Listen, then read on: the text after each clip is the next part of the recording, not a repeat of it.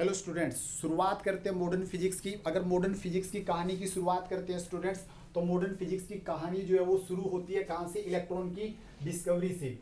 बात है 1917 की, जब जे थॉमसन ने इलेक्ट्रॉन की डिस्कवरी की। किसकी डिस्कवरी की?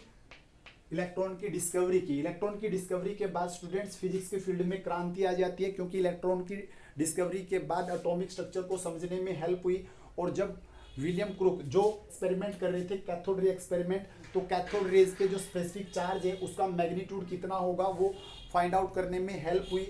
उस स्पेसिफिक चार्ज का रेशियो, उसका मैग्नीट्यूड क्या था स्टूडेंट? 1.76 इंटू 10⁻11 कूलॉम पर किलोग्राम। और इस स्पेसिफिक चार्ज रेशियो के मैग्नीट्यूड से हमने डिटरमाइन किया क्या? Mass of electron. अगर मास ऑफ इलेक्ट्रॉन की बात करते हैं तो कितना होगा स्टूडेंट? मास ऑफ इलेक्ट्रॉन जो हमारा होता है 1.9 into 10⁻31 kilogram. Later on time बाद की बात करते हैं तो मिल्कन, जिसने ओल्ड ड्रॉप एक्सपेरिमेंट किया, ओल्ड ड्रॉप एक्सपेरिमेंट में उसने क्या स्टेब्लिश किया? Quantization of electric charge. उसने क्वांटाइजेशन ऑफ इलेक्ट्रिक चार्ज का कॉन्सेप्ट दिया कि जो इलेक्ट्रिक चार्ज होता है वो क्वांटाइज्ड इन नेचर होता है। Quantize means what? कि एक बॉडी जिस पर जो नेट चार्ज प्रेजेंट होगा, क्या नेट चार्ज जो प्रेजेंट होगा वो इक्वल होगा integer multiple of basic unit of charge.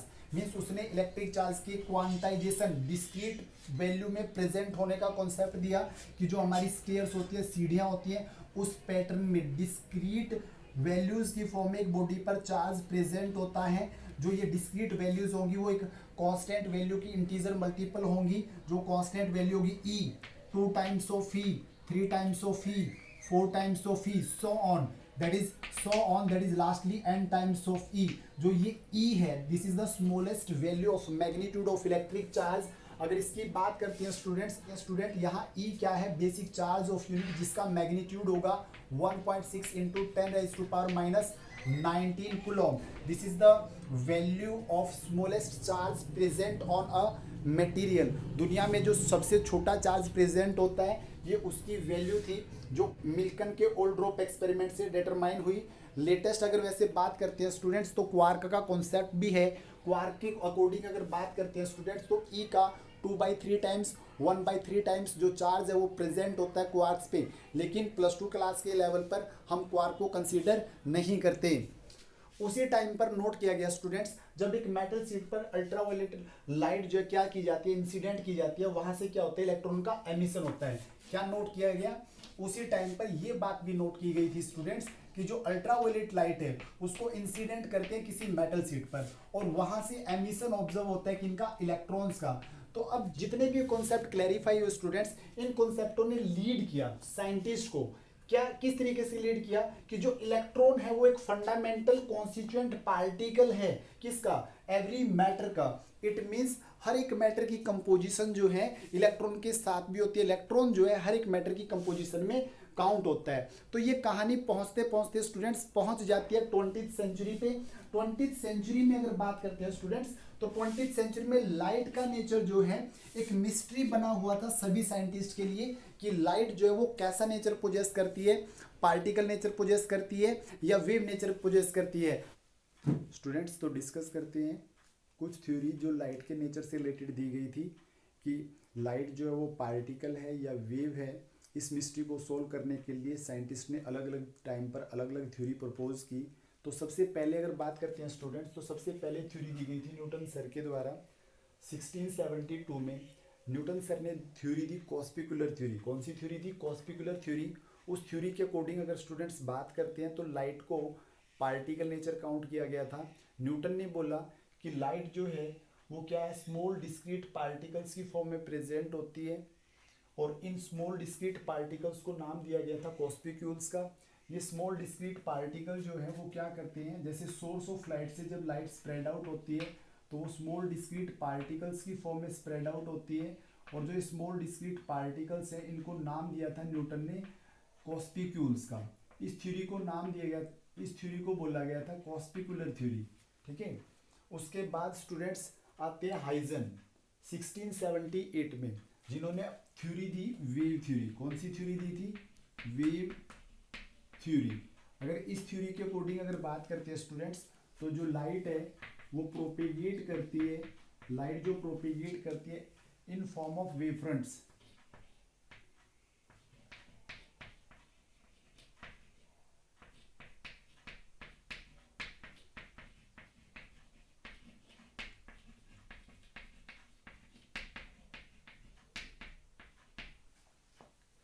Wave theory के अकॉर्डिंग अगर स्टूडेंट्स बात करते हैं, जो लाइट है वो प्रोपेगेट करती है in form of wave front. इस सोर्स से लाइट जो जाएगी वो वेव फ्रंट की फॉर्म में प्रोपेगेट करेगी।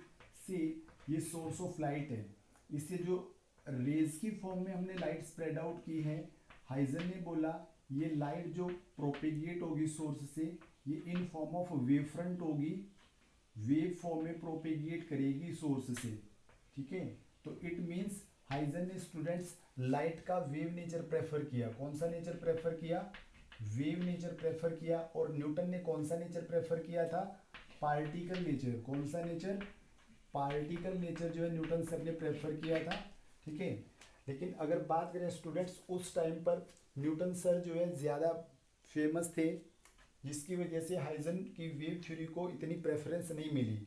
कुछ टाइम बाद अगर बात करते हैं स्टूडेंट्स, तो आते हैं मैक्सवेल 1865, जिसमें उन्होंने अपनी थ्योरी दी electromagnetic wave theory. Electromagnetic wave theory, electromagnetic wave theory के अकॉर्डिंग अगर बात करते हैं स्टूडेंट्स, तो लाइट जो है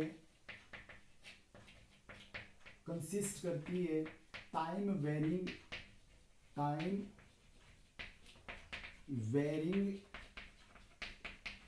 electric and magnetic components. Electromagnetic wave theory के अकॉर्डिंग लाइट जो है वो टाइम वेरिंग इलेक्ट्रिक और मैग्नेटिक कंपोनेंट कैरी करती है। ये कंपोनेंट जो है स्टूडेंट्स एक दूसरे के क्या होते हैं? Mutually perpendicular. अगर इलेक्ट्रोमैग्नेटिक वेव के प्रोपेगेशन को शो किया जाए स्टूडेंट, तो वो कुछ इस तरीके से शो किया जाता है। से this is origin, x axis, light जो है प्रोपेगेट कर रही है along the x axis, that is O2x। और इलेक्ट्रिक फील्ड और मैग्नेटिक फील्ड कंपोनेंट, जो टाइम वेरिंग इलेक्ट्रिक फील्ड और मैग्नेटिक फील्ड कंपोनेंट है स्टूडेंट्स, वो कुछ इस तरीके से शो किए गए इलेक्ट्रोमैग्नेटिक वेव में। ये इलेक्ट्रिक फील्ड कंपोनेंट्स हैं, इलेक्ट्रिक फील्ड वेक्टर्स हैं, जो टाइम के साथ क्या कर रहे हैं? वेरी कर रहे हैं। से this is electric field component. और मैग्नेटिक फील्ड कंपोनेंट्स हम ये शो कर रहे हैं जो टाइम के साथ वेरी करते हैं, मैग्नेटिक फील्ड कंपोनेंट्स। तो इस तरह से लाइट जो है स्टूडेंट्स किसी मीडियम में या फ्री स्पेस में या वैक्यूम में प्रोपेगेट करती है। और लाइट की जो स्पीड होगी वो होगी कितनी स्टूडेंट्स?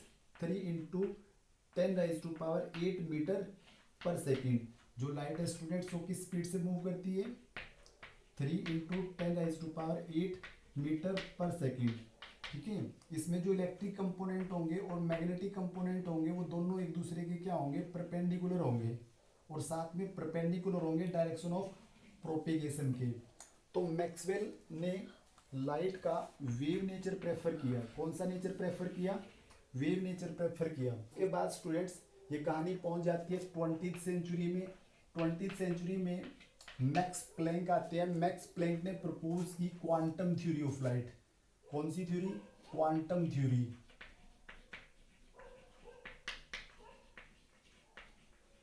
अगर इस थ्योरी के अकॉर्डिंग अगर बात करते हैं स्टूडेंट्स, जो लाइट है वो प्रेजेंट होगी, light consist of small packets of energy, small packets of energy.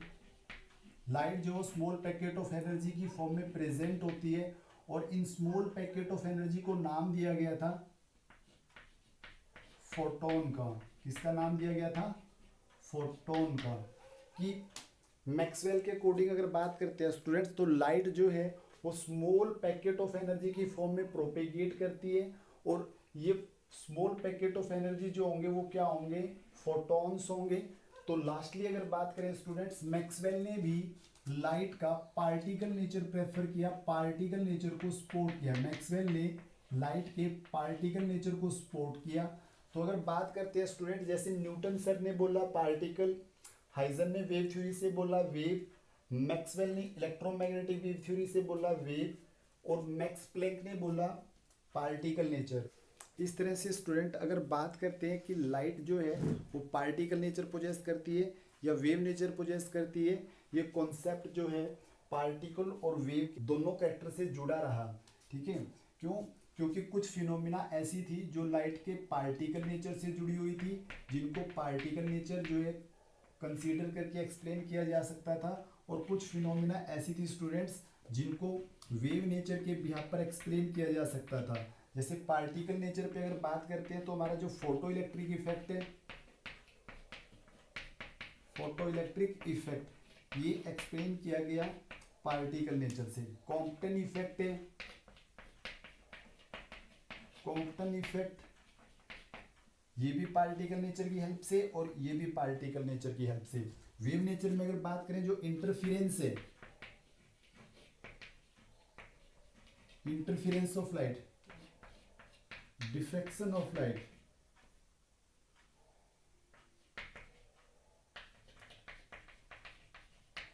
और पोलराइजेशन ऑफ लाइट,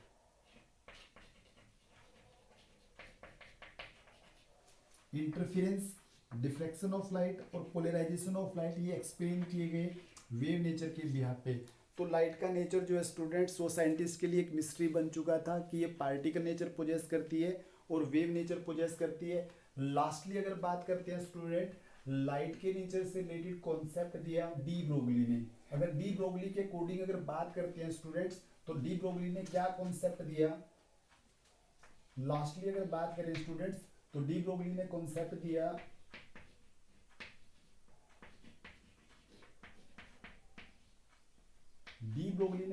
दिया कॉन्सेप्ट ऑफ ड्यूटी।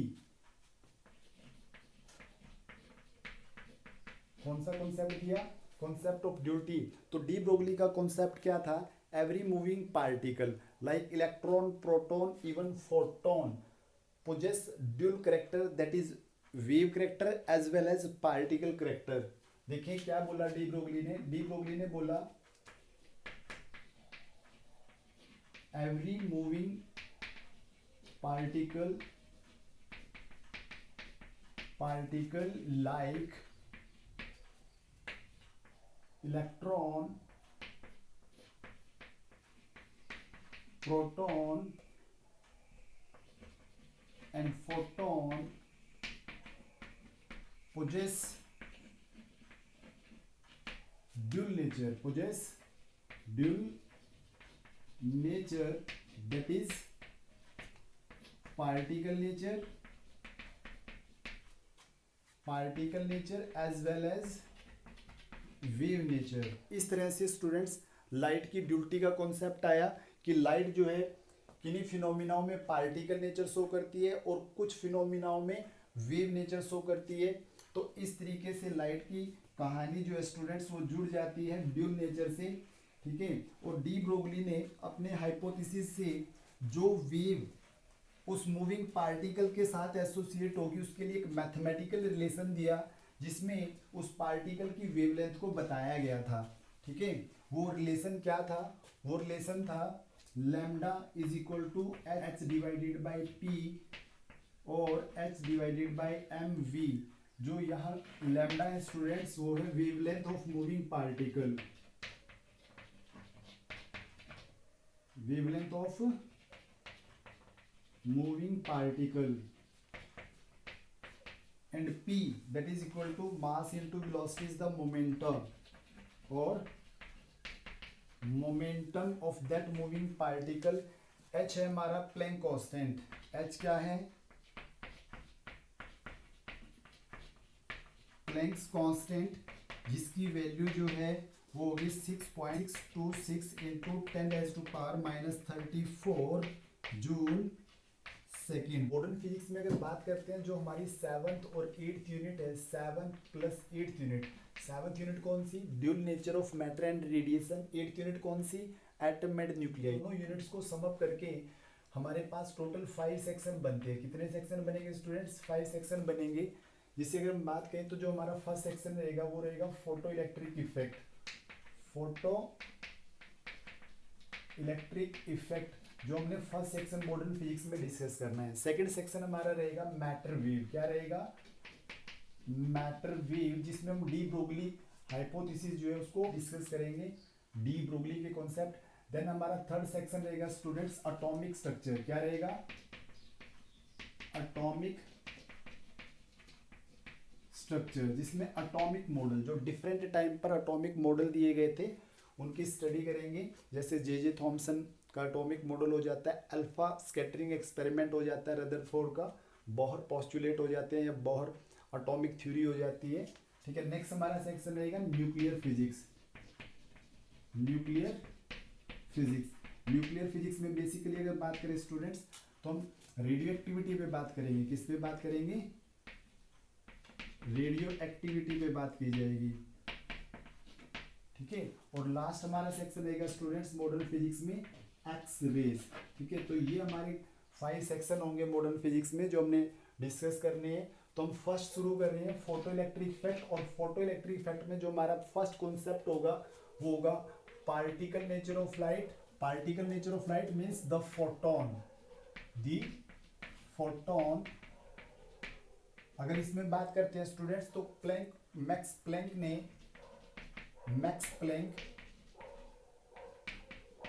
ने क्वांटम थ्योरी दी थी, क्वांटम थ्योरी का कॉन्सेप्ट दिया। और क्वांटम थ्योरी के अकॉर्डिंग अगर बात करते हैं स्टूडेंट्स, जो लाइट है, light is made up of small packets of energy, ऐसा कुछ कॉन्सेप्ट दिया था उसने। Small packets of energy, small packet of energy जो होंगे इनको नाम दिया गया था किसका? फोटोन का। फोटोन और क्वांटा, वैसे पहले नाम दिया गया था क्वांटा, लेटर उनको नाम दे दिया गया था किनका? फोटोन का। जो ये फोटोन होंगे ये कुछ डिस्क्रीट अमाउंट में एनर्जी पोजेस करते हैं। वो एनर्जी दी जाती है E equal to h nu से, E equal to h nu से। जो E है वो एनर्जी ऑफ फोटोन, H है प्लैंक कांस्टेंट। H क्या है? प्लैंक कांस्टेंट, जिसकी वैल्यू 6.626 इंटू 10⁻⁻34 जूल सेकेंड होंगी। और जो ये न्यू है, न्यू क्या है students? Frequency of the photon. ये है हमारी energy of a single photon, energy of single photon. अगर फोटोन की बात करते हैं स्टूडेंट्स, देखें फर्दर एक पॉइंट पे बात करें, for any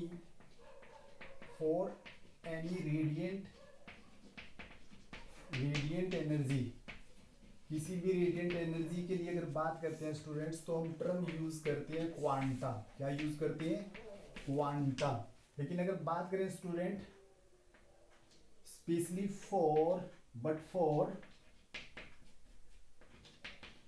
light energy in quantas को नाम दिया जाता है किनका? फोटॉन्स का। किनका नाम दिया जाता है? फोटॉन्स का। समझे इस बात को कि कोई भी रेडिएंट एनर्जी है उसके लिए जो हम टर्म यूज करते हैं स्मॉल पैकेट्स ऑफ एनर्जी के लिए क्वांटा। ठीक है, और लेकिन in case of light energy in quanta को नाम दिया जाता है किसका? फोटॉन्स का। समझे इस बात को स्टूडेंट्स, जो क्वांटा है वो आपके पास क्या है? मान लो स्वीट्स। क्या है? स्वीट्स, मिठाई। ठीक है, अगर बात करते हैं फोटोन, तो फोटोन क्या है हमारे पास? लड्डू। ठीक है, अब जैसे अगर बात करें स्टूडेंट्स, जो लड्डू है वो एक पार्टिकुलर टाइप की मिठाई है, बट सभी मिठाई जो है वो लड्डू नहीं है। इट मीन्स जो आपके पास रेडिएंट एनर्जी के सोर्सेज होंगे उनसे जो एनर्जी रिलीज होती है वो क्वांटाज की फॉर्म में या क्वांटा की फॉर्म में रिलीज होगी। ठीक है, लेकिन in case of particularly light energy, जो स्मॉल पैकेट्स ऑफ एनर्जी होंगे उनको नाम दिया जाएगा कि इनका? फोटॉन्स का। क्योंकि लड्डू जो है वो मिठाई में काउंट होता है, स्वीट्स में काउंट होता है, बट सभी स्वीट्स जो है वो लड्डू नहीं है। डिस्कस करते हैं फोटोन की कुछ इंपॉर्टेंट प्रॉपर्टी। अगर फर्स्ट प्रॉपर्टी पे बात करते हैं student, each photon in vacuum moves with the speed of light, and speed of light क्या होती है, c that is equal to 3 into 10⁸ metre per second. Photons जो हैं वो फ्री स्पेस में और वैक्यूम में इस स्पीड के साथ मूव करते हैं। अब बात करते हैं सेकंड प्रॉपर्टी की, photons are not deflected by the electric field और मैग्नेटिक फील्ड। जब फोटोन प्रोपेगेट करते हैं तो इलेक्ट्रिक फील्ड और मैग्नेटिक फील्ड की प्रेजेंस से वो डिफ्लेक्ट नहीं होते। जैसे अगर मान लिया हम कहें कि ये कोई फोटोन जा रहा है, ये हमने किसी फोटोन का पाथ शो किया, ठीक है, ये फोटोन जा रहा है, इस साइड हमने पॉजिटिव और इस साइड नेगेटिव फील्ड जो है अप्लाई कर दिया। अब ऐसा नहीं है इस फील्ड की वजह से ये फोटोन जो है अपने पाथ से डेविएट हो जाएगा, ऐसा नहीं होता स्टूडेंट। इसी तरह से अगर बात करते हैं स्टूडेंट्स, जैसे ये फोटोन का पाथ जो हम शो कर रहे हैं और हमने यहाँ यूज कर दिया मैग्नेटिक फील्ड से नॉर्थ पोल हमने यूज किया और इस साइड हमने साउथ पोल जो यूज किया। अब ऐसा नहीं है कि मैग्नेटिक फील्ड की प्रेजेंस की वजह से ये फोटोन अपने पाथ से क्या हो जाएगा, डेविएट हो जाएगा। एक बार फिर दोबारा समझे स्टूडेंट्स, जैसे सोर्स है कोई लाइट का, उससे फोटोन जो है स्प्रेड आउट हो रहे हैं, हम कोई मेटल शीट जो है यूज करते हैं, मे बी ये पॉजिटिवली चार्ज की जा सकती है और नेगेटिवली चार्ज की जा सकती है। अब ऐसा नहीं होगा कि ये फोटोन जो है इसकी तरफ डेविएट हो जाएंगे, इसकी तरफ मुड़ जाएंगे, एज इट इज जाते रहेंगे, ठीक है। इसी तरह इसको से आप मैग्नेट कंसीडर करते हैं, नॉर्थ पोल या साउथ पोल कंसीडर करते हैं, तो उसकी वजह से भी ये फोटोन जो है इसके टुवार्ड डेविएट नहीं होंगे। फोटोन जो है एज इट इज जो है प्रोपेगेट करते रहेंगे स्ट्रेट लाइन पाथ में, ठीक है। तो इट मींस यहाँ से कंक्लूजन बना कि फोटॉन्स क्या होते हैं, न्यूट्रल। फोटॉन्स इलेक्ट्रिकली क्या होते हैं, न्यूट्रल। फोटॉन्स पे कोई चार्ज नहीं होता। प्रॉपर्टी की बात करते हैं students, mass of photon is not defined by the Newton mechanics. Newton की जो क्लासिकल मैकेनिक्स है उसकी हेल्प से मास ऑफ फोटोन डिफाइन नहीं किया जा सकता, तो फिर किससे डिफाइन किया जाएगा, theory of relativity. Albert Einstein के कॉन्सेप्ट के अकॉर्डिंग अगर बात करें स्टूडेंट्स, तो जो भी पार्टिकल मूव करते हैं कैसी वेलोसिटी से जो कंपेरेबल है स्पीड ऑफ लाइट के या इक्वल है स्पीड ऑफ लाइट के, तो उनका मास जो है इस इक्वेशन से दिया जाता है स्टूडेंट्स, मास ड्यूरिंग मोशन, जब वो पार्टिकल मोशन में है, ठीक है। थ्योरी ऑफ रिलेटिविटी के अकॉर्डिंग अगर बात कर रहे हैं तो मास दिया जाएगा m not divided by under the square root of 1 minus v square divided by c square. m not rest mass, v velocity of the moving particle, c is the speed of light, m is the mass during motion। अब बात करते हैं student, जो photon है वो किस velocity से move कर रहे हैं, c से। फोटोन के केस में अगर बात करें स्टूडेंट,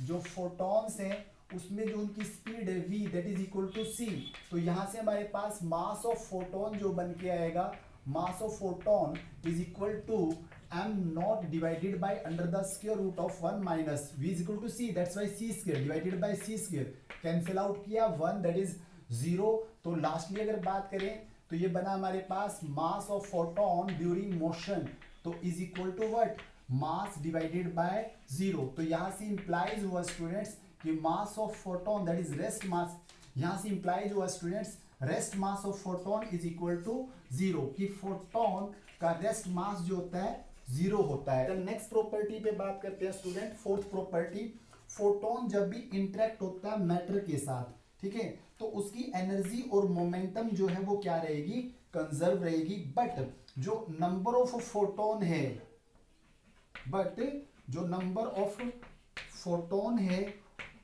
उस नाम की कोई भी कंजर्वेशन नहीं होती। जैसे हमने ये कोई मेटल शीट ली, इसके साथ लाइट इंटरेक्ट हो रही है, फोटॉन्स जो है इंटरेक्ट हो रहे हैं, तो अब इन फोटोन की एनर्जी और मोमेंटम जो है वो क्या रहेगी, कंजर्व रहेगी। लेकिन अगर मान ले हम कहते हैं 10 फोटोन जो है वो क्या होते हैं, इंसिडेंट हुए, 10 फोटोन इंसिडेंट हुए। अब ऐसा हो सकता है कि 8 फोटोन निकले, 7 फोटोन निकले या 10 फोटोन निकले, लेकिन ऐसा नहीं होगा कि 10 फोटोन इंसिडेंट हुए, इससे वो रिफ्लेक्ट होने के बाद 10 ही निकले। फोटोन के केस में अगर हम बात करें कि जब भी फोटोन किसी मटेरियल ऑब्जेक्ट के साथ इंटरेक्ट होते हैं तो वहाँ एनर्जी कंजर्वेशन का कॉन्सेप्ट जो है वो लागू होगा, मोमेंटम कंजर्वेशन का कॉन्सेप्ट लागू होगा, लेकिन फोटोन के नंबर की कंजर्वेशन का कोई भी कॉन्सेप्ट लागू नहीं होगा। नंबर ऑफ फोटोन की कंजर्वेशन जैसा कोई कॉन्सेप्ट नहीं होता।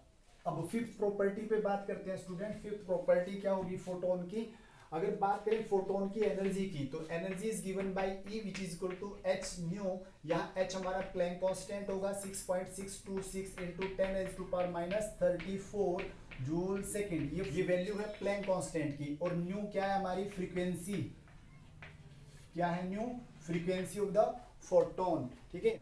अब बात करते हैं स्टूडेंट फोटोन की momentum that is p is given by h divided by lambda. जैसे हमें पता है new lambda is equal to c होता है, तो यहाँ से लैम्डा सोल्व किया, सी डिवाइडेड बाय न्यू, ये वैल्यू रिप्लेस की तो रिजल्ट बन के आया h nu divided by c. तो ये रिजल्ट हमारे पास क्या बन गया, एनर्जी ऑफ फोटोन, तो P is equal to what, E divided by C। तो ये हमारे पास मोमेंटम आ जाती है फोटोन की एनर्जी की फॉर्म में, ठीक है। अगर एनर्जी पे फर्दर बात करें स्टूडेंट्स, जो एक सिंगल फोटोन है उसकी एनर्जी पे अगर हम बात करें, तो यहाँ से अगर बात करते हैं स्टूडेंट, तो एनर्जी जो दी गई है E is equal to h nu से दी गई है, न्यू की वैल्यू रिप्लेस करें h c divided by lambda. अब एच भी कांस्टेंट है और सी भी कांस्टेंट है, इन कांस्टेंट की वैल्यू रखते हैं, तो रिजल्ट हमारे पास क्या रहेगा, रिजल्ट हमारे पास रहेगा स्टूडेंट एच की वैल्यू 6.626 इंटू 10⁻⁻34, सी की वैल्यू 3 इंटू 10⁻8, ठीक है। डिवीजन में लैम्डा एज इट इज रहे। अब जो भी ये वैल्यू आएगी एनर्जी की वो जूल में आएगी। हम एक स्मॉलर स्केल पे जाके बात कर रहे हैं, तो इस एनर्जी को जूल को हम कन्वर्ट करेंगे इलेक्ट्रॉन वोल्ट में। अब जूल और इलेक्ट्रॉन वोल्ट का रिलेशन क्या होता है स्टूडेंट्स, कि 1 इलेक्ट्रॉन वोल्ट जो होगा वो 1.6 इंटू 10⁻⁻19 जूल के बराबर होता है। तो अब ये वैल्यू रिप्लेस करते हैं, तो E की वैल्यू हमारे पास रहेगी 6.626 into 10⁻34, 3 into 10⁸ divided by lambda into 1.6 into 10⁻19। तो ये एनर्जी बन जाएगी इसमें इलेक्ट्रॉन वोल्ट में। अब इन वैल्यूज को सिंप्लीफाई करते हैं। आफ्टर सिंप्लीफिकेशन एनर्जी का जो सिंपलेस्ट रिजल्ट होगा स्टूडेंट एक सिंगल फोटोन की का वो होगा 1242 into 10⁻⁻10 electron volt divided by lambda. Lambda जो काउंट करेंगे किसमें, मीटर में। अब ये वैल्यू क्या होती है, ये वैल्यू होगी आंगस्ट्रॉम। 1 आंगस्ट्रॉम किसके इक्वल होता है, 10⁻⁻10 के। तो इसका मतलब इस रिजल्ट को फर्दर हम लिख सकते हैं E is equal to 12420 angstrom electron volt divided by lambda, lambda is taken in metre. तो एक सिंगल फोटोन की एनर्जी का ये फाइनल फार्मूला आ जाता है स्टूडेंट्स, जो हमें न्यूमेरिकल प्रॉब्लम्स को सोल्व करने में हेल्प करेगा। और नेक्स्ट हम कंटिन्यू करेंगे कुछ numerical problem energy of photon से रिलेटेड इस फार्मूले के बिहाफ पे, और फोटोन की इंटेंसिटी से related means intensity of light से रिलेटेड, और रेडिएशन प्रेशर से रिलेटेड, वो हम नेक्स्ट लेक्चर में कंटिन्यू करेंगे।